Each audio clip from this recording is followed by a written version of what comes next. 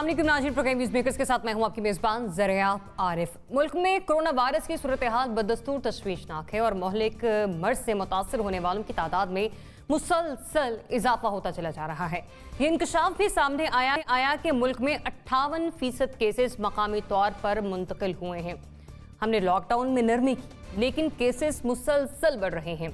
अब क्या ऐसा लॉकडाउन में नरमी की वजह से है या कोई सूरत हाल कुछ मुख्तलिफ है? इस पर हम प्रोग्राम के पहले सेगमेंट में आज डिबेट करेंगे। आलमी सतह से मौशी एतबार से पाकिस्तान के लिए एक अच्छी खबर है और वो ये है कि पाकिस्तान को IMF से कर्जों पर 1 साल के लिए रिलीफ मिल गया है और तमाम मालियाती इदारे इसमें जितने भी तरक्की पजीर ममालिक हैं या पसमानदा ममालिक हैं उनकी मदद कर रहे हैं, उनको रिलीफ देकर या फिर शरह सूद में कमी कर कर। और इस हवाले से अदायगियां मौखर होने से पाकिस्तान को तकरीबन 12 अरब डॉलर की रिलीफ मिलेगी। ये बताना है ज़राए का और ज़रा इस बात की तस्दीक भी कर रहे हैं कि मतलब 1 साल के अंदर अंदर पाकिस्तान को इस मिलने वाली रिलीफ से जो आसरा होगा वो 12 अरब डॉलर का होगा। ये खबर सामने आते ही स्टेट बैंक ऑफ पाकिस्तान ने शरह सूद में मजीद 2% कमी कर दी है। अब क्या अब हमारी मईशत को कोई सहारा मिल जाएगा इस किस्म के रिलीफ के बाद, जो कि इंटरनेशनली भी देखा जाए तो पाकिस्तान को मिल रही है और कौमी सतह पर देखी जाए तो वहां पर भी स्टेट बैंक ऑफ पाकिस्तान ने शरह सूद में 2% कमी की है। तीसरी खबर यह होगी कि नायब ने कौमी असम्बली में अपोजिशन लीडर शहबाज शरीफ साहब को मनी लॉन्ड्रिंग केस में कल तलब कर लिया है। इस तलबी पर बहस चल रही है कि क्या नैब को इस सूरत हाल में कुछ अरसे के लिए अपनी कार्रवाइयां मौखर नहीं कर देनी चाहिए। इस पर भी हम बात करेंगे और आखिर में बात करेंगे वज़ीर-ए-आज़म इमरान खान साहब के हवाले से कि एक और अहम फैसला उन्होंने किया और वो फैसला कुछ इस तरह से है कि फ़खर इमाम की जगह चेयरमैन कश्मीर कमेटी की जिम्मेदारी शहरियार आफरीदी साहब को सौंप दी गई है। अब प्राइम मिनिस्टर इमरान खान का ये रिप्लेसमेंट का जो फैसला है ये किस हद तक दुरुस्त है, इस पर बात करने के लिए प्रोग्राम में हमारे साथ मौजूद होंगे सीनियर सहाफ़ी तज्ज़ियाकार नासिर बिन चौताई साहब NBC वाशिंगटन प्रोग्राम में अपना वक्त देने के लिए एंकर पर्सन और तज्ज़ियाकार मोना आलम साहिबा भी प्रोग्राम में हमारे साथ शामिल गुफ्तगू होंगी। सीनियर तज्ज़ियाकार lieutenant general retired Amjad Shoaib साहब भी प्रोग्राम में हमारे साथ मौजूद होंगे। एंकर पर्सन और तज्ज़ियाकार आदिल शाहिद साहब भी अब से कुछ ही देर में हमारे साथ मौजूद होंगे और तज्ज़ियाकार सीनियर सहाफ़ी रज़ा रोमी साहब भी प्रोग्राम में हमारे साथ मौजूद होंगे। तो सबसे पहले बात करते हैं पाकिस्तान में दिन ब दिन बढ़ते हुए कोरोना केसेस के हवाले से, जिनमें मुसलसल इजाफा हो रहा है और गुज़िश्ता 24 घंटों के दौरान 10 से ज़ायद अमवात हुई हैं। 600 से ज़ायद अफराद मुतासिर हुए हैं इन 24 घंटों में। और साथ ही साथ ये भी बताया गया है कि पाकिस्तान में अब जो मकामी केसेस हैं उनका जो फिगर बताया जा रहा है वो परसेंटेज जो है वो 58% तक पहुंच चुकी है। लिहाजा कोरोना से मजीद 10 अमवात और 600 से ज़ायद अफराद मुतासिर हुए हैं। क्या लॉकडाउन में नरमी की वजह से इस केसेस में इजाफा हो रहा है? नासिर बिन चौताई साहब, आप इससे आगाज़ करूँगी, बताइएगा ये जो मुसलसल इतनी तेज़ी से इजाफा देख रहे हैं हम गुज़िश्ता 24 के दौरान, ये लॉकडाउन में होने वाली नरमी है? मैं ज़रिया बिल्कुल खुश नहीं हूँ उस बात के ऊपर कि मैंने जो कल कहा था आपसे वो दुरुस्त निकल रहा है या वो खदशात मेरे किसी हद तक सही साबित हो रहे हैं। हम सब ने यही बात की थी कल कि अगर हम इस तरह खोल देंगे, सिस्टम को खोल देंगे, फिर फैक्ट्रियों को खोल देंगे, इदारों को खोल देंगे, अच्छा अगर हम 10 को खोलेंगे तो 20 खुद ब खुद खुल जाएंगे और वो हो रहा है। मैं कराची में भी यही सूरत हाल है, मुझे पता नहीं इस्लामाबाद में क्या है और इलाक़ों में क्या है। कराची में यही सूरत हाल है कि आपने अगर एक दुकान को खोला है तो उसके साथ जो 4 दुकानें हैं वो खुद ब खुद खुल गई हैं, आप कोई रोकने वाला नहीं है इस वक्त सूरत हाल है। तो ये ट्रांसफ़र, और मैं जो ज़्यादा मुझे कंसर्न है, एक तो 600 की फिगर पर है, ये पहले कभी नहीं आई। अब मरने वालों की तादाद में इजाफा हो रहा है। दूसरे 58% ज़रिया, आप गौर करें, 58% लोकल ट्रांसमिशन। इसका मतलब ये कि हम बहुत बड़े आतिशफ़िशां के दाने पर बैठे हुए हैं।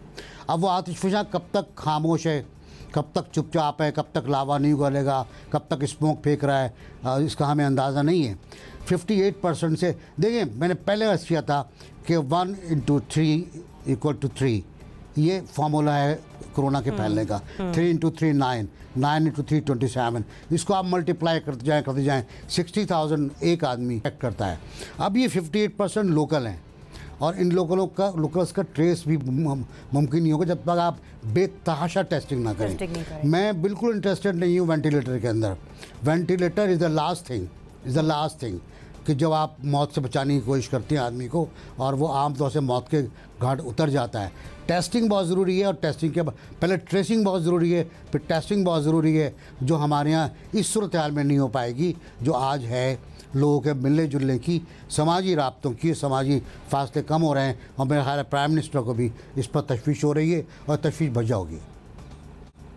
मोना, ये जो सूरत हाल है यकीनी तौर पर भी अच्छी नहीं है। ये जो आज फिरदौस आशिक अवान साहिबा ने भी कहा कि लॉकडाउन में नरमी जो की गई वो आवाम की आसानियों को देख कर की गई, लेकिन आप इसे इतना भी ईजी ना लें, पर नरमी तो हो गई। यही केसेस में इजाफे की वजह बन रही। ज़रा आप देखें, मुझे लगता है इसके दो पहलू हैं। एक तो बात बिल्कुल दुरुस्त है कि जो नरमी हुई है, मुझे इसमें कोई शक नहीं है कि इसकी वजह से ही ये इजाफा और इस किस्म का अनयूजुअल नंबर आज हमारे सामने आया है। कोरोना वायरस के जो मज़ीद इजाफा हुआ है अफेक्टेड पेशेंट्स का। और भी बाइस तशवीश वो बात है, मुझे बार बार याद आती है और फ़िक्र में ये बात मुझे मुब्तला करती है, बहुतों को और भी करती होगी, कि कल मुराद अली शाह साहब ने तो ये भी कहा है कि कुछ ऐसी अमवात रिपोर्ट्स हुई हैं जो कि उनके लंग्स के अंदर जो खामियां हैं उनको देखते हुए ऐसा लग रहा है कि गालिबन वो भी कोरोना वायरस की वजह से है। कोई अराउंड 400 लोग ऐसे हलाक हुए हैं सस्पेक्टेडली बिकॉज ऑफ कोरोना वायरस हलाक हुए हैं, लेकिन मैं नहीं समझती कि उनका ये जो डेथ टोल अभी हमारे पास आ रहा है उसमें उनका शुमार अभी तक किया गया है। इसकी क्या वजूहात हैं, इसकी क्या मुहर्रकात हैं, क्या इसकी तशखीस बाकायदा तौर पर नहीं की जा सकती है कि क्या आया वाकई उनकी अमवात कोरोना वायरस की ही वजह से हुई हैं, और अगर हुई हैं तो उनको ऐड करें अपने डेथ टोल में। ये एक बहुत बड़ा सवालिया निशान है जो इस वक्त आ रहा है और ये एड्रेस करना होगा।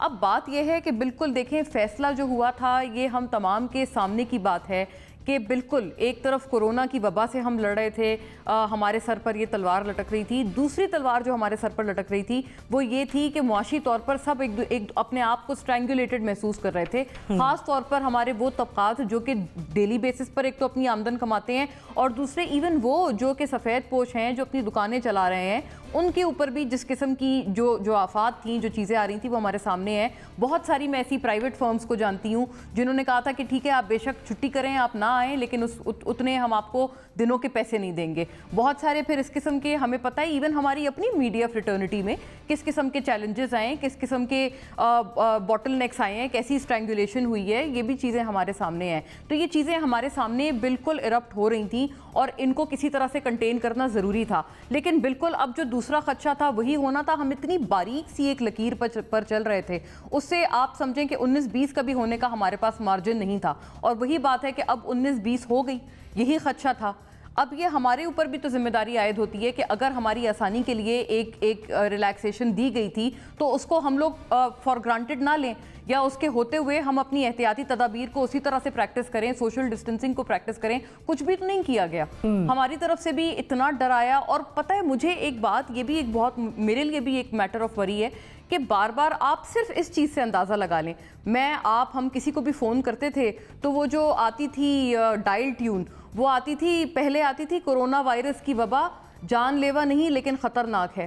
अब आती है कि कोरोना वायरस की वबा ख़तरनाक है और जानलेवा भी हो सकती है। आप ये पहले कहते थे जानलेवा भी हो सकती है। ये भी एक एटीट्यूड्स का भी मसला है। हम भी एक बहुत कशमकश का शिकार रहे कि अपने अवाम को हमने किस एक्सटेंट तक डराना है और किस एक्सटेंट तक उन्हें हौसला देना है। उसमें भी जो ये कशमकश रही है, मुझे लगता है पहले दिन से ही उनको डराना चाहिए था, ताकि वो कम से कम अब जब ये अच्छी रिलैक्सेशन भी दी गई हैं उसको वो लोग इस तरह से फॉर ग्रांटेड ना लेते और उसका फ़ायदा गलत तरह से ना उठाते, जिसका खामियाजा पूरी आवाम भुगत रही है और मुझे बहुत खदशा है कि आगे भी भुगतना पड़ सकता है। आदिल, पिछले 24 घंटों के दौरान सिंध और पंजाब में सबसे ज़्यादा केसेस रिपोर्ट हुए। सिंध में 340 केसेस, 4 अमवात, पंजाब में 216 और 4 अमवात। सबसे ज़्यादा केसेस सिंध और पंजाब में रिपोर्ट हुए पिछले 24 घंटों में। देखिए, इसमें 2 दिन पहले जब ये फैसला हुआ तो उसी वक्त हमने ये कह दिया था, काफ़ी सारे लोग उस पर तनकीद कर रहे थे कि देखें आपने एक मिस कंसेप्शन क्रिएट कर दिया और उससे जो परसेप्शन अवाम में जाएगा वो यही जाएगा कि जनाब बस अब सब कुछ ठीक हो गया है और लॉकडाउन जो है वो उसमें नरमी कर दी गई है। अब उससे हुआ क्या, उसके बाद ही उलमाए कराम ने फ़ौरन प्रेस कॉन्फ्रेंस कर दी कि आप फ़लाँ इंडस्ट्री खोल रहे हैं तो मसाजिद का क्या गुनाह है, मसाजिद में तो हम दुआ मांगेंगे, इस्तिग़फ़ार करेंगे और उससे तो कोरोना मज़ीद कम हो जाएगा, ख़त्म हो जाएगा। अब एक चीज़ की हमें समझ नहीं आ रही कि बंदा जब टीन एज में होता है और नई नई गाड़ी सीखता है और वो 130 और 140 की स्पीड में जाता है तो बाज़ लोग जो है वो नसीहत से सीख जाते हैं। बाज़ लोगों को जब तक टक्कर नहीं लगती, एक्सीडेंट नहीं होता, तब तक वो नहीं समझते कि जनाब आपने 60-70 से ऊपर गाड़ी नहीं चलानी, आप नए ड्राइवर हैं। हमारा भी यही हाल है, चाहे वो हमारी हुकूमत है, चाहे हम मीडिया में शामिल लोग हैं, चाहे हमारे अवाम हैं। जब तक हमें नुकसान नहीं पहुंचता, हमने कसम खा रखी है कि हमने सीखना नहीं है। गलती पे गलती, गलतियां पे गलतियां, पहले लॉकडाउन नहीं करना, स्कूलों को बंद नहीं करना, आखिर में आपने सिंध को ही फॉलो किया। अब 2 दिनों से सिंध चीख रहा है। मुराद अली शाह साहब रो रो के प्रेस कॉन्फ्रेंस में कह रहे हैं कि खुदारा ये चीज़ें आप ना करें, आप घरों में बैठे।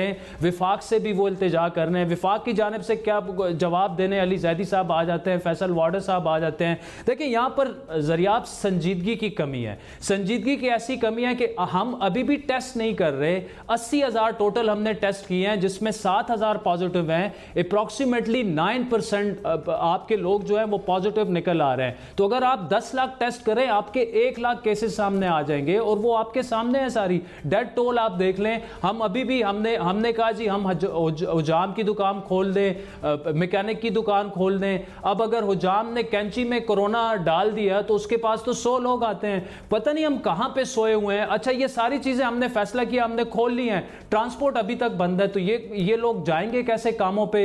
एक ऐसे डिसीजंस ले रहे हैं कि अब तो बिल्कुल थक चुके हैं हम उस पर तनकीद करते करते भी। और आपके देखिए, आपके केपी के हेल्थ मिनिस्टर पीटीआई के हैं, वो कह रहे हैं कि खुदारा worst is yet to come, घरों से बाहर ना निकलें। आपका गवर्नर पंजाब अब से थोड़ी देर पहले उन्होंने मुझे ये कहा कि Adil worst is yet to come. Murad Ali Shah को तो छोड़े चले, वो पीपल्स पार्टी का है, वो पॉइंट स्कोरिंग ही कर रहे होंगे, ये मान लिया। लेकिन हम क्या कर रहे हैं? विफाकी हुकूमत मुकम्मल तौर पर एक इत्तेफाक राय पैदा करने में तो वैसे ही नाकाम दिख रही है, लेकिन जो फैसले लिए जा रहे हैं उससे तो मुझे नहीं लग रहा। आज जो आप इस्लामाबाद में बाहर रोडों पे चले जाएं, आपको कहीं लॉकडाउन नजर नहीं आ रहा। और ये मिसकंसेप्शन जो है ये खुद विफाक ने क्रिएट की है, जो उनकी गलत पॉलिसीज है। जनरल साहब, मुराद अली शाह साहब तो ऑपोजिट से हैं, बाकी तीनों सूबों में तो पीटीआई की खुद की गवर्नमेंट है, लेकिन वहां से भी एक ही आवाज है कि लॉकडाउन होना चाहिए और इस पर अमल दरामद होना चाहिए। ये जो नरमी है यही केसेस में इजाफा कर रही है। जरियाब जब तफ्तान से या यहाँ वो हमारी तबलीगी जमात का इज्तिमा था, जो कुछ भी हुआ, उसके 14 दिन के बाद जो कुछ हो रहा है वो सारा लोकल आपकी इन्फेक्शन फैल रही है। ये डायरेक्ट कम्युनिकेट कर रहे हैं, एक इंडिविजुअल से दूसरे इंडिविजुअल को ट्रांसमिट हो रही है और ये अब फैलेगी। और ये वही जरूरत थी कि उसको रोकने के लिए, उसी वक्त उसको लोकलाइज करने के लिए एक बड़ा सख्त किस्म का कर्फ्यू टाइप लॉकडाउन चाहिए था, वो नहीं हुआ। और अब जब मजीद आप नर्म करते जा रहे हैं तो ये वही चीज जो हम पहले दिन से कह रहे हैं कि ना तो इकोनॉमी आपके हाथ में आएगी और ना ही वबा आपकी जान छोड़ेगी। ये दोनों चीजें हमारी तबाह होंगी, क्योंकि हमने डिसीजन मेकिंग में कोई फर्मनेस नहीं दिखाई। हम यूं लगता है कि एक तजब्जब का शिकार हैं कि हमें ये करना चाहिए या नहीं करना चाहिए। दोनों चीजों के नताइज गालिबन पूरी तरह हमने महसूस नहीं किए, उनका तजिया नहीं किया कि ये हो क्या सकता है और हमें करना क्या चाहिए। सो नतीजा ये है कि ये आज एक ऐसी सूरत हाल है जहां आपके हाथ से वबा भी निकलती हुई नजर आ रही है। अब बात यह है कि इसके साथ साथ लोगों के मिजाज को भी देखना चाहिए था। जहां लोग कानून की पासदारी ना करते हों, हदायत पे अमल ना करते हों, तो घर में भी आप देखते हैं कि बच्चे जब नहीं मानते तो माँ बाप बड़ी सख्ती करते हैं। तो ये अवाम, अगर आप देख रहे थे कि ये आपके कहने के बावजूद आपने अगर एक लॉकडाउन किया है एक महज़ब किस्म का, लेकिन लोग उसको ऑनर नहीं कर रहे, उसकी रिस्पेक्ट नहीं कर रहे और लॉकडाउन की वो हदायत पे पूरी तरह अमल नहीं कर रहे, तो फिर इसका रवैया हमें बदलना चाहिए था, हमें लॉकडाउन की शक्ल बदलनी चाहिए थी। आज भी हम उसी डगर पे चले हुए हैं। खतरा इस बात का है कि अगर ये इसी तरह बढ़ता रहा तो पाकिस्तान में तो हॉस्पिटल वगैरह की कोई गुंजाइश ही नहीं है कि आप मरीजों को संभाल सकें। मुझे तो खौफ उस चीज का आता है कि हुकूमत, जैसे इटली में उन्होंने हाथ उठा दिया और उसके बाद किसी के बस की बात ना रही, यहाँ वो मसला ना खड़ा हो जाए, क्योंकि यहाँ तो बहुत जल्दी ये सिचुएशन आ सकती है। आपकी आबादी ज्यादा है, आपके हॉस्पिटल और मेडिकल फैसिलिटी बहुत कम है एज कम्पेयर टू दैट। तो ये मेरा ख्याल है हुकूमत को आज भी होश के नाखून लेने चाहिए, एक सख्त पॉलिसी इख्तियार करनी चाहिए, एक ऐसा लॉकडाउन जो लोगों को बिल्कुल बांध के रख दे और उनको अंदाजा हो कि अगर वो दाएं बाएं निकलेंगे तो हुकूमत हमें छोड़ेगी नहीं। क्योंकि इस वबा से छूटने का रास्ता एक ही है कि आप लोगों को एक से दूसरे को ट्रांसमिट ना होने दें। और ये राब्ते कम करने के लिए ही कल आपको हिदायत दी जा रही है। तो मेरा ख्याल है कि जो होने आज वाली नरमी है, इसके बावजूद लोग जो हैं वो घरों से बाहर निकल रहे हैं। लॉकडाउन सख्त था, उस वक्त भी लोग घरों में बैठ नहीं रहे थे। रज़ा रोमी साहब, आबादी कम, मसाइल ज्यादा और निज़ाम सेहत का तो कोई पुरसाने हाल ही नहीं है, ऊपर से लॉकडाउन में ये नरमी, बताइए यही इजाफे की वजह बन रही है?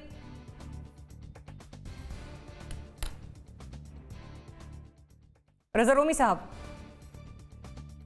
चलिए रज़ा रोमी साहब, मैं आपकी तरफ आती हूँ नेक्स्ट क्वेश्चन के साथ। अभी गालिबन आप तक मेरी आवाज़ पहुँच नहीं पा रही है, लेकिन आज नेक्स्ट क्वेश्चन की तरफ बढ़ेंगे और बात करते हैं उस सिलसिले में कि पाकिस्तान को आज आलमी सतह पर एक अच्छा रिलीफ मिला है। मौशी अशारियों के एतबार से पाकिस्तान को IMF से कर्ज़ों पर रिलीफ मिला और IMF ने पाकिस्तान समेत 76 ममालिक के कर्ज 1 साल के लिए मुंजमद कर दिए हैं। ज़रा ये बताते हैं कि इस रिलीफ से पाकिस्तान के 12 अरब डॉलर के कर्जों की अदायगी मौखर होगी।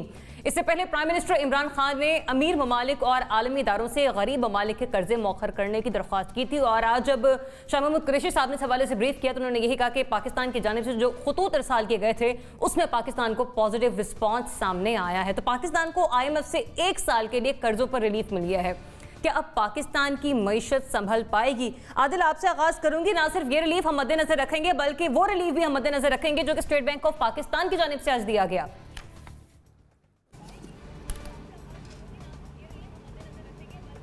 अब एक चीज़ को हमें समझना होगा कि इस वक्त पाकिस्तान के जो डोमेस्टिक कर्ज है ना, हमने अगर 2019-20 के बजट की बात की जाए, टोटल हमने मुख्तस किए थे तकरीबन 2900 अरब रुपए जो हैं डेब्ट सर्विसिंग के लिए। उसमें से 2500 अरब रुपए जो हैं वो तो हमने डोमेस्टिक कर्जे में अदा करने और सिर्फ इस वक्त 350 अरब रुपए हैं वो इंटरनेशनल डेट में जाने थे। तो एक तो ये रिलीफ जो है इससे बिल्कुल ये 12% के करीब हमारी डेब्ट सर्विसिंग इस वक्त बन रही है। अगर 2019-20 के बजट को देखा जाए वो इतनी ज़्यादा तो नहीं है लेकिन थोड़ा बहुत हमें रिलीफ मिलेगा। असल में जो हमारा चैलेंज है, आपने वर्ल्ड बैंक की आज से 3 दिन पहले जो एक रिस्क रिपोर्ट जारी हुई है जिसमें प्रोजेक्टेड ग्रोथ जो है पाकिस्तान की वो 68 ईयर्स में पहली दफा माइनस में जा रही है। अब उसका मतलब क्या है कि हम खुदा ना खास्ता रिसेशन में चले जाएंगे और इस पे सारे इकोनॉमिस्ट तकरीबन एग्री हैं। खुद असद उमर साहब तक ये कह रहे हैं, हफीज शेख साहब भी कह रहे हैं कि वर्ल्ड बैंक की जो रिपोर्ट है वो तकरीबन बिल्कुल प्रिसाइज है। अब उसका मतलब ये है कि अगर आपकी ग्रोथ और वो जानी है माइनस में तो आपके कोविड-19 पोस्ट जो कोविड-19 सिनारियो होगा इस दौरान 50 लाख अफराद जो हैं वो मजीद बेरोजगार होंगे। 1 करोड़ ऑलरेडी हो चुके हैं, 50 लाख मजीद बेरोजगार होने हैं और उसका मतलब ये होगा कि आपके 20 लाख खानदान जो हैं वो गुर्बत की लकीर से नीचे चले जाएंगे। अब ये तो हुआ जो सिचुएशन, अब गवर्नमेंट ने इस सिचुएशन को एड्रेस करना है और मेरे ख्याल में उससे IMF ने भी तजवीज़ ये दी थी कि आपने कोविड-19 का जो पोस्ट सिनारियो है उसमें स्ट्रक्चरल रिफॉर्म्स करनी है। तो एक तो हमें स्ट्रक्चरल रिफॉर्म्स करनी है, दूसरा जो हमारा पॉलिसी रेट था जो आज एक डिलेड डिसीजन है लेकिन ज़बरदस्त डिसीजन आज एक दफ़ा फिर लिया गया।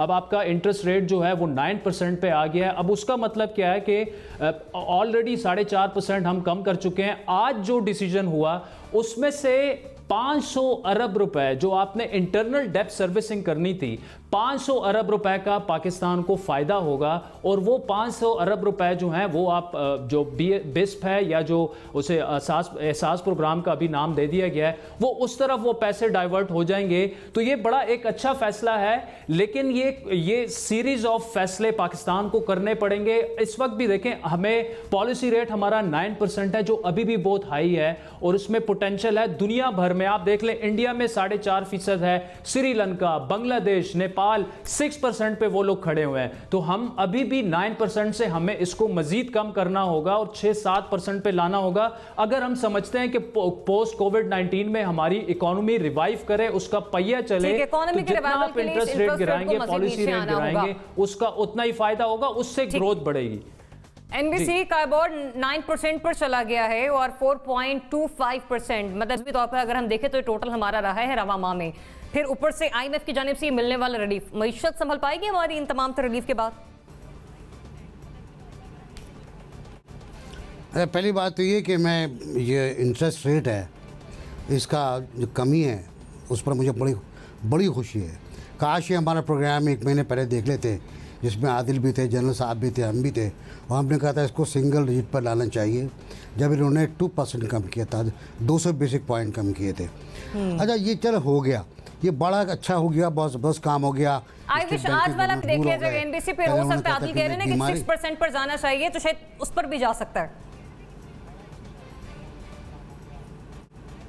हाँ उनको जाना चाहिए, क्योंकि बाकी तमाम इलाके के मुल्क जो हैं वो 4.4 पर हैं, 5 पर हैं, 6 पर हैं। बहरीन तो 1 पर आ गया है, इसराइल 0.25 पर आया है, जनूबी कोरिया 0.75 पर आया है। तो ये तो अब स्विट्ज़रलैंड तो माइनस पर चला गया, अमेरिका में इस्लामी निज़ाम नाफिज हो गया, वहाँ तो है ही नहीं अब। तो अब हमारे यहाँ भी रियासत मदीना में इंटरेस्ट रेट मौजूद है और ये मौजूद रहेगा, हम इसे जान छोड़ नहीं सकते। लेकिन जितना कम करेंगे उससे आम आदमी को फ़ायदा होगा, उससे सरमायाकारी को फ़ायदा होगा, उससे लिक्विडिटी को फ़ायदा होगा, उससे रकूम के एक मार्केट से दूसरी मार्केट में जाने को फ़ायदा होगा, उसमें कर्ज़ों की अदायगी में हमें आसानी होगी। कम से कम आम लोगों को जिन्होंने मकानात की तामीर के लिए कर्जा लिया था उनको आसानी होगी, कारपोरेट को आसानी होगी, कंपनीज़ को और मालिकान को तनख्वाहों की अदायगी में आसानी होगी, क्योंकि उनको पैसा बच रहा होगा। ये पहले पैसा बच नहीं रहा था, हॉट मनी अब $800 मिलियन रह गई है। आदिल, अब मुझे बड़ी हमदर्दी है आपसे कि वो जो $3 अरब आप लेकर आए थे वो वापस चले गए हैं, और ये मेरे ख्याल है 800 भी वापस चले जाएंगे आज। तो बहुत अच्छा हुआ है कि ये जो कर्ज पर किराएदारी की शरह है ये कम हो गई है, और किराएदार जो है बेचारा वो अब कम पैसे अदा करेगा। इससे यकीनन मईशत मजबूत होगी, इससे यकीनन पहिया चलेगा। पहिया चलना ये वो पहिया है जिसकी हम बात कर रहे थे कि लोग पैसा लेकर, कर्ज लेकर अपना काम शुरू कर सकें, अपना कोई दुकान खोल सकें, कोई वर्कशॉप खोल सकें, कोई तरखान अपना काम कर सके। ये वो कर्जा है जो 9% भी ठीक है, लेकिन मैं समझता ये होगा अल्टीमेटली हमें 7% में जाना पड़ेगा आगे जाकर, अगर हमें अपने आप को रिसेशन से बाहर निकालना है और -3 से वापस लाना है अपने आप को। मोना, इस रिलीफ के बाद जो IMF से मिल रहा है और जो आज स्टेट बैंक ने भी रिलीफ दिया है, वो जो बैंकों में पैसा रखने की रवायत थी वो किसी हद तक टूटेगी और मईशत का पहिया यकीनी तौर पर चलेगा। मईशत संभल पाएगी सारे अमल से? ये ख़बर तो बिल्कुल खुशाइंद है कि अब फाइनली 9% पर आ गया है इंटरेस्ट रेट, लेकिन बात यह है कि इसका एक ताल्लुक बहुत गहरा हमारी इन्फ्लेशन से भी होता है, हमारी महंगाई की शरह से भी होता है। वो इस वक्त क्योंकि लो होकर अभी CPI का जो रेट आया है मार्च के महीने के लिए वो 11.53% है। तो लिहाजा क्योंकि हमें इन्फ्लेशन में कुछ कमी मिली है, उसकी बहुत बड़ी वजह यह है कि बैनुल-अक़वामी सतह पर जो खाम तेल की कीमतों में कमी हुई, फिर उसको फॉरवर्ड भी किया गया, उसको पास ऑन किया गया डोमेस्टिक कंज्यूमर तक। तो इस लिहाज से, इस वजह से बहुत बड़ा ये कंपोनेंट होता है और इसी वजह से हमें इन्फ्लेशन में कमी आई, कॉन्सिक्वेंटली हमने अपना इंटरेस्ट रेट कम किया। यकीनन प्रॉबेबली अगर इस रेट पर भी हम देखें तो शायद मज़ीद कोई गुंजाइश बनती हो तो यकीनन उसे देखना चाहिए। बात यह है, मेरा ख्याल है कि देखें आपके जो एग्जिस्टिंग बिजनेसेस हैं शायद उनके लिए थोड़ी सी आसानियां पैदा हो जाएं इस चीज़ से, लेकिन मुझे फिर भी लगता है कि थोड़ी देर कर दी मेहरबानी आते आते। उसकी वजह यह है कि अभी अगर कोई नया बिजनेस किसी ने सेटअप करना है, किसी ने अपनी कोई नई छोटी बहुत सनत लगानी है, कोई SME क्रिएट करनी है, तो क्या आप उनको इस वक्त क्या बोलेंगे? अभी कोरोना वायरस से पूरी दुनिया लड़ रही है, तो हम उनको ये तो नहीं बोल सकते ना कि आप जी निकलें, आप अपना कोई सेटअप करें, कोई छोटी दुकान लगा लें। इस वक्त तो there is no point of it all. आप उनको ये इस वक्त के लिए क्या इंसेंटिवाइज करेंगे? Existing businesses yes maybe they can borrow at a cheaper rate, लेकिन आप अगर कोई बिल्कुल एक नया स्टार्टअप करना चाह रहे हैं तो उनके लिए तो इस वक्त कोई हालात ही नहीं है, कोई माहौल ही नहीं है। और अगर ये बात बिल्कुल दुरुस्त है, जो हमारे पुराने लिए हुए कर्जे थे, मिफ्ता इस्माइल साहब जो कि पिछली हुकूमत के आउटगोइंग जो उस वक्त के फाइनेंस मिनिस्टर थे, उनको भी एक ब्रीफिंग दी गई थी और ये बताया गया था कि अगर अब आप दोबारा IMF की तरफ रुख करेंगे तो सख्त तरीन आपको शराइत का सामना होगा, क्योंकि आपने इस्लाहात नहीं की अपने मुआशी ढांचे में। ये बात दुरुस्त है, लेकिन कुछ चीज़ें थीं जो हमारे कंट्रोल में थीं, जैसे महंगाई पे हम कंट्रोल कर सकते थे।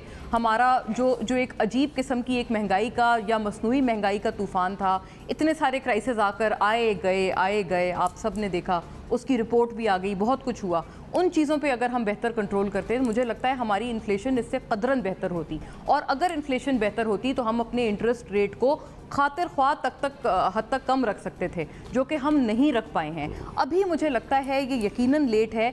सिर्फ एक अच्छी खबर एंड में ये कहना मुझे लगता है एक रे ऑफ होप के तौर पर कहनी चाहिए कि ADB ने भी एक प्रोजेक्शन दी है। उन्होंने कहा है कि 8.3% तक हमारी इन्फ्लेशन मज़ीद कम होकर अगले फिस्कल में उम्मीद है कि चली जाएगी। 8.3% हमारी महंगाई की शरह अगले अगर फिस्कल में चली जाए तो यकीनन ये एक हमारे लिए एक अच्छा रूम होगा, ये इसमें कोई शक नहीं है। रही बात जहाँ तक नेगेटिव जो मतलब बेहतरी आ सकती है लेकिन फैसले लेने में बहुत देर कर दी हमने। This is a little late. Yes, ठीक। रज़ा रूमी साहब, थैंक्स फॉर जॉइनिंग अस। राब्ता बहाल हुआ आपसे। बताइएगा ये जो आज मिलने वाला रिलीफ है, हाँ वो IMF की तरफ से मिले या स्टेट बैंक ऑफ पाकिस्तान की जानिब से मिले, मईशत संभल पाई मिलने वाले रिलीफ के बाद? में इस वक्त हर मुल्क की मईशत जो है वो डाउन टर्न की तरफ जा रही है। पाकिस्तान कोई इकलौता या अकेला केस नहीं है। आलमी तक जो डिप्रेशन है वो तमाम इस वक्त माहिरीन का यही इत्तेफाक़ी राय है कि अगले आने वाले 1 या 2 साल जो हैं वो बहुत मुश्किल होंगे और तरक्की याफ्ता ममालिक के लिए भी। तो इसलिए हमें बिल्कुल उसकी तैयार रहना पड़ेगा कि ये जो वक्त है ये कड़ा वक्त है और जो ये आज का IMF की कंसेशन जो है इससे बिल्कुल फ़र्क पड़ेगा। पाकिस्तान की जो कर्ज़ों की अदायगी हमारे बजट में सबसे बड़ी मद जो है कई सालों से वो डेट सर्विसिंग की रही है और उससे हमारी जो अखराजात हैं वो उनको डाइवर्ट करने में आसानी होगी।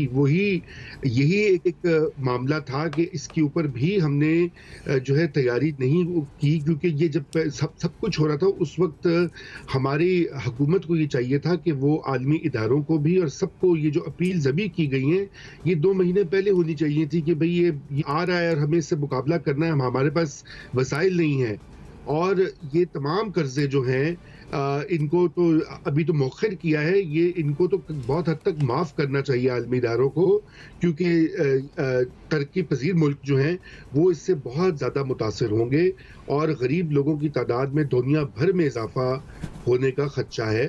और उसके ऊपर बहुत सारे फिगर्स भी आ चुके हैं, लेकिन करोड़ों लोग कम से कम दुनिया में जो है वो गुर्बत के नीचे धकेल दिए जाएंगे। साहब आपने गुफ्तगू आप कंटिन्यू रखेगा, मैं यहाँ पर एक और सवाल भी ऐड कर दूं। इससे पहले आप हमारे साथ मौजूद नहीं थे, कुछ इश्यूज था, तो हम लोग बात कर रहे थे उस वक्त की लॉकडाउन में नरमी की वजह से जो गुज़िश्ता 24 घंटों में केसेस की तादाद बढ़ी है, मतलब ये जो नरमी है वही इसका मौजूद बन रही है, उस पर भी मुझे आंसर दीजिएगा।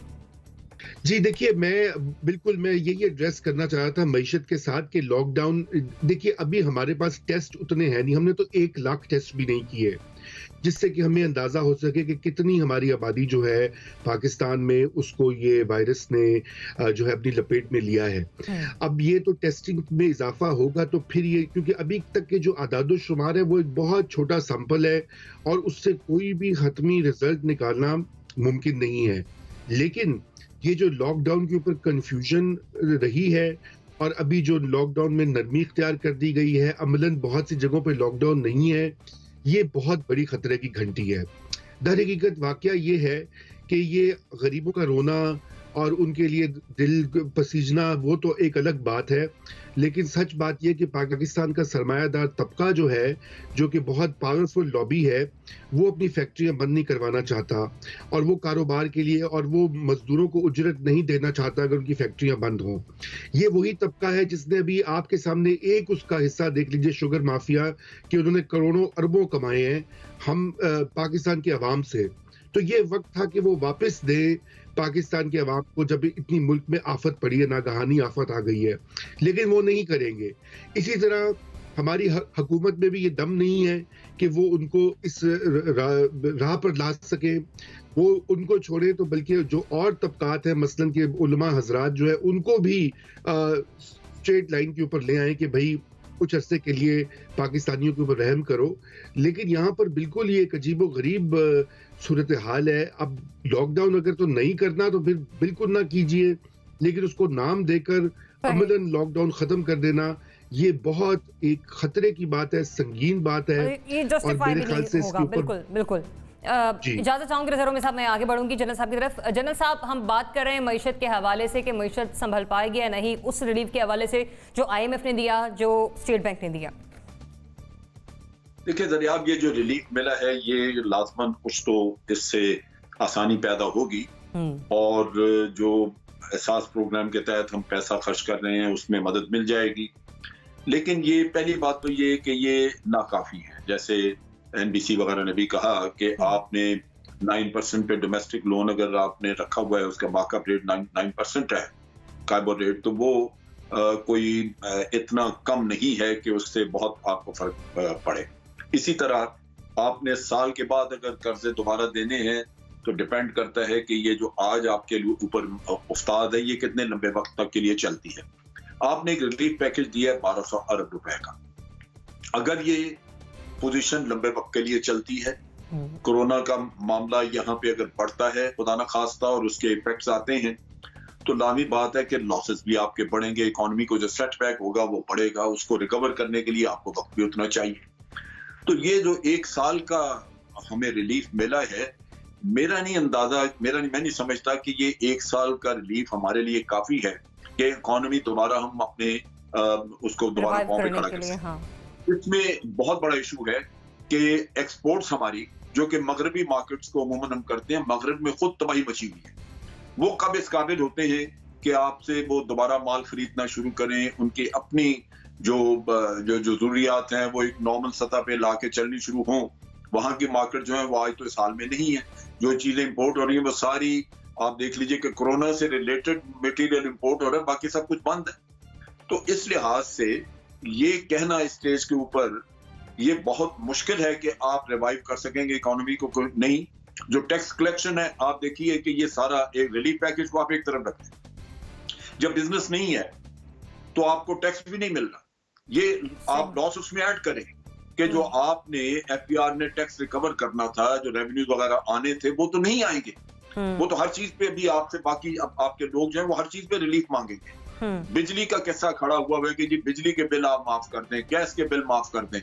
ये जब आप वर्कआउट करेंगे ओवरऑल पूरा इसका इम्पैक्ट, तो बिजली के बिल हुकूमत माफ करेगी, लेकिन आपने देने तो होंगे पैसे IPPs को और उन लोगों को जो कि तनख्वाहें भी दी जाएंगी। सही मतलब ये सारी circulation dot to dot connectivity तमाम इदारों की एक दूसरे के साथ जुड़ी हुई है। इतना बड़ा इम्पैक्ट है कि ये 1 साल में रिकवर करना, मतलब इकोनॉमी रिवाइव करने के लिए ये रिलीफ आप कह रहे हैं कि इतना बड़ा नहीं है जितना बड़ा किसको समझा जा रहा है। और साथ ही साथ ये भी कि मिलने वाला रिलीफ जो कि डोमेस्टिक रेट है स्टेट बैंक ऑफ पाकिस्तान की जानिब से दिया जाने वाला, वो भी कुछ इतना ज्यादा नहीं, मजीद कम होकर नीचे आना चाहिए। जबकि मोना ने ये भी तजवीज़ दी है कि जो सिचुएशन है उसको मद्देनजर रखकर अगर बात की जाए तो ये फैसले अगर पहले ले लिए जाते तो शायद आज रिलीफ ज्यादा होता और आवाम को ज्यादा इसका फायदा पहुंचता। मुझे बढ़ाना चाहिए ब्रेक की तरफ। स्ट्रेट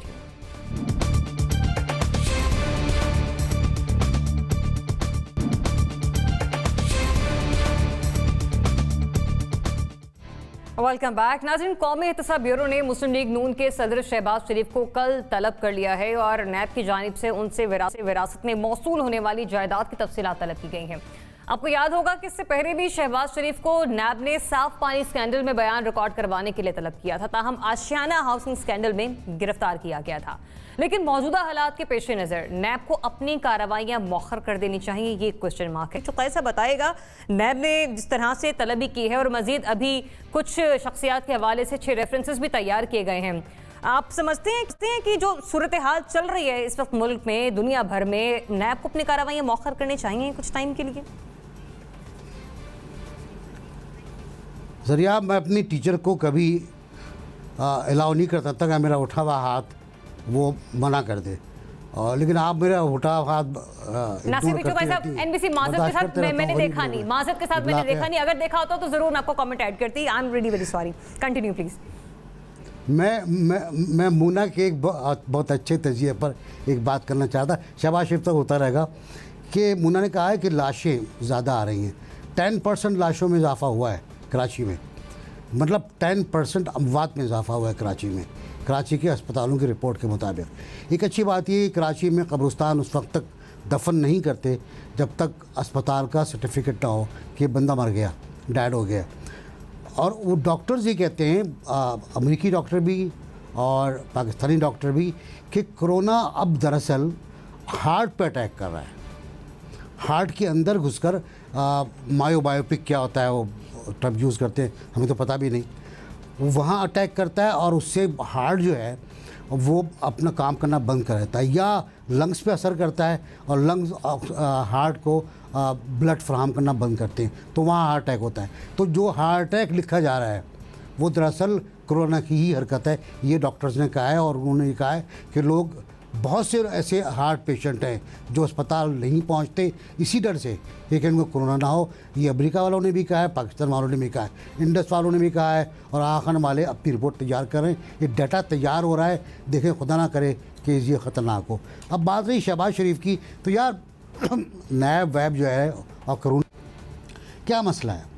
एक कोरोना ही तो है ना हमारे साथ लगा हुआ हर मौके के ऊपर, चाहे वो इत्तेसाब हो, या वो महंगाई हो, या वो हमारे साथ हिंदुस्तान की दुश्मनी हो, या कश्मीर पर हिंदुस्तान का जुल्म हो। तो कोरोना ज़्यादा लोग हैं हम। अब नया बने अगर बुला लिया शहबाज शरीफ को तो चले जाएँ, उनको जाना चाहिए मेरा ख्याल है। वो कोई मौके रोके ना करें कार्रवाइयाँ, अपनी उनको नौकरी करनी भाई, उनको तनख्वाहें, बड़ी बड़ी तनख्वाहें उनकी, वो तनख्वाहें लेनी है उनको अपने दफ्तर चलाने हैं। तो शहबाज शरीफ को जाना चाहिए और जाकर जवाब देना चाहिए। और मेरा ख्याल है कोई मौके रखकर नहीं होना चाहिए किसी भी चीज़ को, कारोबार चलना चाहिए, ज़िंदगी का पहिया नहीं रुकना चाहिए। जनरल साहब, बड़ी ऑब्जेक्शन सामने आई है जब से ये तलब किया गया है शहबाज शरीफ साहब को, बताइएगा कि सिलसिले में फिर मौखर कर देनी चाहिए ना आपको ये कार्रवाई? बिल्कुल, मेरा ख्याल है इस वक्त मौखर कर देनी चाहिए थी, क्योंकि हम इतनी एहतियाती तदाबीर की बात करते हैं। हम कहते हैं कि लोगों को घरों से ना निकलने दें, इधर आप ऑर्डर्स दे दे के घरों से बाहर निकलवा रहे हैं, उनको बुला रहे हैं, फिर वहां पे आके कोई बेहतियाती हो, कोई कैरियर हो आ जाता है। शहबाज शरीफ साहब भी मिसाल के तौर पे वो कैरियर हो, या अगर नहीं तो कोई और आता जाता उनके सामने जो बातचीत करने के लिए या क्वेश्चन आंसर करने के लिए इंटरोगेशन में जो लोग बैठते हैं। तो इन चीजों में जब एहतियात की बात हम करते हैं तो एहतियात तो यही बताती है कि आपने सरकारी दफ्तर भी बंद कर दिए, और भी जब आपने स्कूल बंद कर दिए सब कुछ, तो नैब एक वो भी अपने कुछ अरसे के लिए कार्रवाइयां बंद कर सकता है। गो के नतीजा कुछ नहीं होगा। ये नहीं कि उनके आने से कोई केस कोई बड़ा खुल जाएगा, उनको कोई सजा होने का खतरा है। मैं सिर्फ एहतियाती तदाबीर से कह रहा हूँ। बाकी तो नैब एक जो हमने देखा है वो तो इतने अरसे में फैसिलिटेशन ही करता रहा है नैब, जिसमें लोग जो हैं वो 2-2 4-4 महीने गुजार के और अल्टीमेटली उनके रेफरेंसेस वगैरह ना आगे गए ना सुने, और जमानतें, और लोग फारिग होकर बैठे हैं। तो अगर यही कुछ है तो उनको घर में रहने दें, क्यों बिला वजह तंग करते हैं? और ये भी एक खतरा भी उनके लिए पैदा करते हैं कि कम्युनिकेट करें किसी से, ट्रांसमिट हो के उन तक भी पहुंचे ये वायरस। सो मेरा ख्याल है एहतियाती तदबीर ही करनी चाहिए उनको। आदिल, एहतियाती तदबीर अख्तियार करनी चाहिए, मतलब ये फिर कार्रवाई मौखर होनी चाहिए?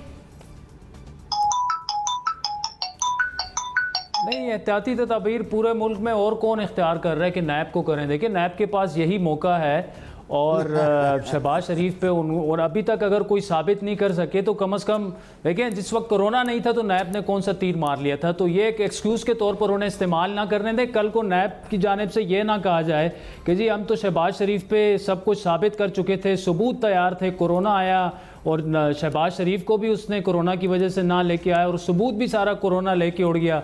तो नैब को करने दें, जो नैब जो करना चाहता है उनको करने दें। मेरा नहीं ख्याल शहबाज शरीफ साहब चले जाएं, 5-10 मिनट 15 मिनट की बात है, वो आ जाएंगे। लेकिन देखें, असल बात यह है ना कि नैब ने पिछले अगर 2 सालों से, पिछले 2 सालों को आप उठा के देख लें, कोई अपोजिशन का एक ऐसा रहनुमा बता दें जो इस हुकूमत के ख़िलाफ़ बोला हो और वो जाके उसने नैब के जेलों की हवा ना खाई हो, लेकिन फिर साथ में एक बंदा बता दें जिस पे कुछ साबित हुआ हो, जिस पे रेफरेंस हो चुका हो, जिसको सज़ा हुई हो। ये सारा एक बिल्कुल एक मजाक की तरह बन गया पाकिस्तान में, अकाउंटेबिलिटी भी। और ऑलरेडी जब हम इस पे एग्री कर चुके हैं, सारी पार्टियां इस पे एग्री कर चुकी हैं कि नैब को तो ख़त्म ही कर देना चाहिए, ऑर्डिनेंस आप लेके आ गए हैं, तो फिर ये क्यों मजाक हो रहा है इस मुल्क के साथ? कंसंट्रेट करने दें, असल जो बला है जो हमारे सामने बिल्कुल आ चुकी है कोरोना की, उसी पर सियासतदानों को भी उसी पर मरकूज रहना चाहिए, हम मीडिया को भी मरकूज रहना चाहिए। नैब ने पहले कौन से तीर मारे हैं जो अब मार लेगी? शहबाज शरीफ को चले जाना चाहिए, जवाब दे दें जो भी उन्होंने देने हैं।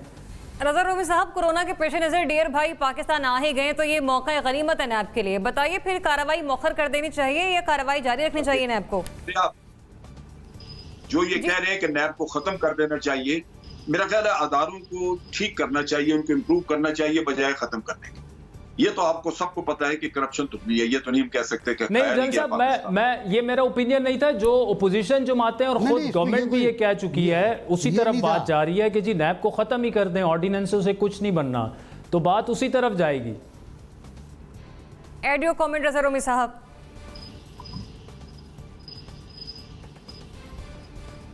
रज़ा रोमी साहब तक मेरी आवाज़ नहीं पहुंच रही है, काइंडली चेक कीजिएगा। मोना, मैं इसी सवाल के साथ आपकी तरफ आऊँगी, बताइए मौखर होनी चाहिए ये कार्रवाइयाँ जो नैब कर रहे हैं?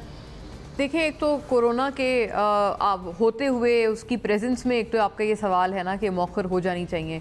ये तो यकीनन ये एक बात है कि प्रायोरिटीज़ आपने एक नेशनल सतह पर तय करनी है और आपने बताना भी है कि जी हमारी प्रायोरिटीज़ क्या है। इस वक्त हम कोरोना के होते हुए विच हंटिंग तो हमारी प्रायोरिटीज़ नहीं हो सकती ना, आप क्या पैगाम दे रहे हैं, ये तो बात है।